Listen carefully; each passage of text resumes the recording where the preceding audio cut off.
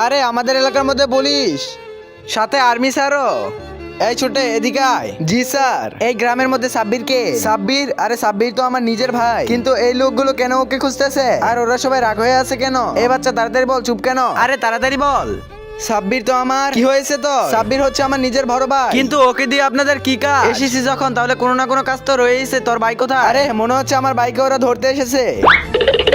আরে ভাগতেছিস কেন? তোর বাসা কোথায় ওইটা তো বল। আরে স্যার ওই তো পালিয়ে গেছে, এখন আমরা কি করব? আরে কি করব? ওকে তাড়াতাড়ি গিয়ে ধরো। পুলিশ আসার আগে আমাদের তাড়াতাড়ি ওকে বিক্রি করতে হবে। হ্যাঁ তুই ঠিক বলেছিস, হ্যাঁ সত্যি ঠিক বলেছিস। আমাদের তাড়াতাড়ি ওকে বিক্রি করতে হবে, না জানি এটা ভেঙে আবার বাইরে চলে আসে। হ্যাঁ আর পুলিশও এখানে যে কোনো টাইমে চলে আসতে পারে।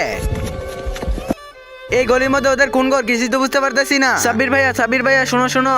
সাব্বির ভাইয়া, হ্যাঁ কি হয়েছে? ভাইয়া আমাদের এলাকার মধ্যে পুলিশ আপনাকে খুঁজতেছে। আরে প্রথমে এই ঘরে খুঁজি। আরে এই সময় আবার কে এসেছে? তাড়াতাড়ি গিয়ে দেখি। পুলিশ আঙ্কেল আপনারা? এই গলির মধ্যে সাব্বির নামের বাসা কোথায়? ওর ঘর তো এটাই স্যার। কি? চলো ভিতরে।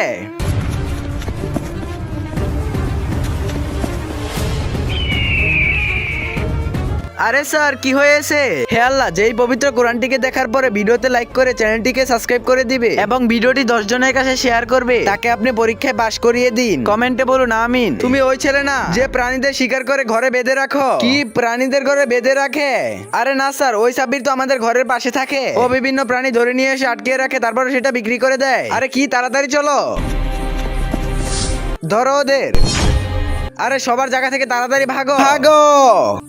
যাও তুমি এই চোরদের ধরে নিয়ে আসো, আমরা দুজন ওই প্রাণীটাকে জেল থেকে বের করি। Okay sir. গাইস ভিডিওটা ভালো লাগলে অবশ্যই চ্যানেলটি সাবস্ক্রাইব করে দিন।